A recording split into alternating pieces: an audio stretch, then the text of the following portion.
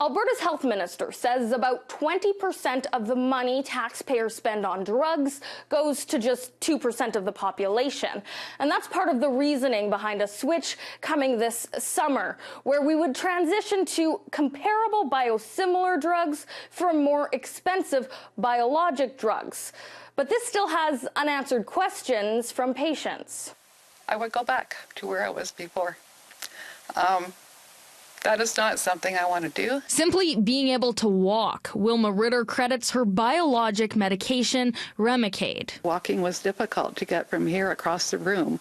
I was hanging onto walls and furniture. My knees wouldn't support me. Diagnosed at the age of 4 with juvenile idiopathic arthritis. Destructive, damaging way. She joined the NDP in calling for answers Wednesday, saying she hasn't been able to talk to her doctor since the announcement by the UCP last month, as everyone else tries to get in. Usually it takes 2 weeks to see your doctor. Now it's taking 2 to 3 months. And it's quite possible that some of these patients, in discussion with their doctors, might choose to implement that.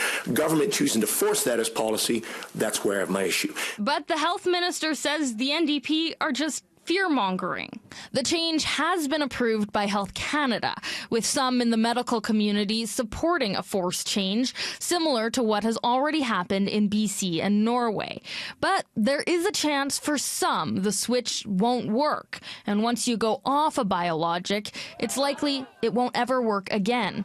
For those impacted, they wish there was more time and more room for doctors to keep patients on the drug, saying the exemption process is unclear. It doesn't work if I'm in that 30% category who this drug doesn't work for. This is my life. It will radically change. I'm not ready at my age to go into a nursing home. As a UCP supporter in the past, Wilma says this has her reconsidering her vote.